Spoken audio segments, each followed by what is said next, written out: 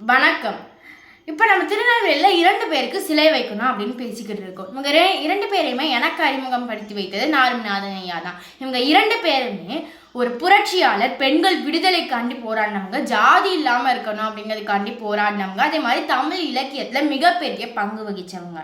இவங்க 2 பேரில் ஒருத்தங்க நம்ம புதுமை பித்தன் ஐயா, இன்னொருத்தங்க ரேனியஸ் அடிகளார். இவங்க 18ஆம் நூற்றாண்டுல ஜெர்மன்ல இருந்து நம்ம இந்தியாவுக்கு சமய பணி பண்ணதுக்கு வந்தாங்க. இவங்க சமய பணி பண்ண வரும்போது 11 வருடங்கள் தமிழ் இலக்கியங்களை படிச்சாங்க. அப்போ இவங்களுக்கு சொன்னது என்னன்னா, இந்தியா அப்படிங்கிறது ஒரு இருண்ட கண்டம் அப்படின்னா அவங்க நினைத்தது தமிழ் இலக்கியங்களை படிச்சுட்டு வந்தாங்க. அப்போ இவங்களுக்கு தமிழ் மேல ஒரு மிகப்பெரிய பற்று வந்துடுது.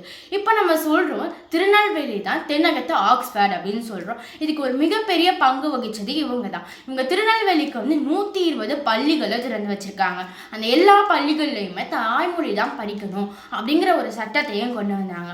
அதுக்காண்டி இவங்க நிறைய பாடநூல்களில் தமிழில் மொழிபெயர்த்தாங்க. இவங்க ஒரு அறிவியல் நூல் எழுதியிருக்காங்க, 17 தமிழ் நூல்கள் எழுதியிருக்காங்க.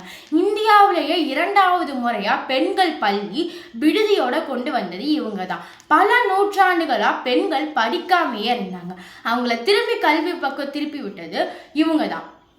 நிறைய கருத்து வேறுபாடுகளான என்னாச்சுன்னா, இவங்களை சமயத்திலிருந்து நீக்கிட்டாங்க.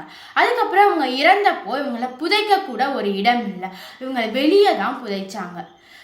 இதே மாதிரி தான் புதுமை பித்தன் ஐயாவை நம்ம காலத்தில் கொண்டாடலை, காலம் தாண்டி தான் அவங்கள கொண்டாடணும். அதே மாதிரி தான் இந்த ரேனியஸ் அடிகளாரையும் நம்ம காலத்தில் கொண்டாடலை, காலம் தாண்டியே இப்போ நம்ம கொண்டாட ஆரம்பிக்கலை. இவங்களை மாதிரி ஆன்றோர்களுக்குலாம் சிலை வைத்தாதான் இவங்களை மாதிரி இளைய தலைமுறைகளுக்கு இவங்க யார் அப்படிங்கிறதே தெரிய வரும். அதனால இவங்க 2 பேருக்குமே சிலை வைக்கிறதுக்காண்டி நம்ம தமிழ் ஆன்றோர்கள் சான்றோர்கள் கிட்ட வேண்டுவோம். நன்றி.